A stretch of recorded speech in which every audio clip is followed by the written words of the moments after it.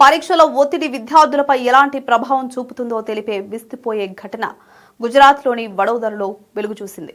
11వ తరగతి పరీక్షల ఒత్తిడిని తట్టుకోలేక 17 ఏళ్ల విద్యార్థి తన అక్క యూపీఎస్సీ కోచింగ్ కోసం దాచిన డబ్బులతో సహా పారిపోయాడు. ఇంట్లో ఉన్న 3 లక్షలు తీసుకుని గోవా చెక్కేశాడు.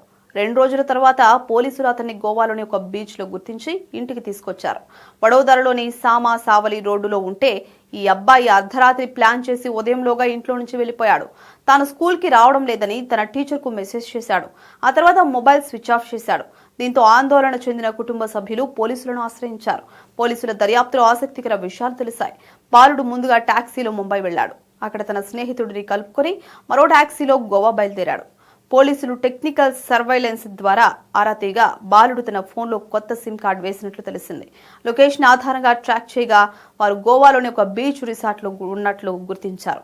11వ తరగతి పరీక్షలు కారణంగా తాను తీవ్ర ఒత్తిడికి లోనయ్యానని, ఊపిరాడనట్లు అనిపించేదని, అందుకే ఇంట్లో నుంచి పారిపోయానని పోలీసులకు చెప్పాడు.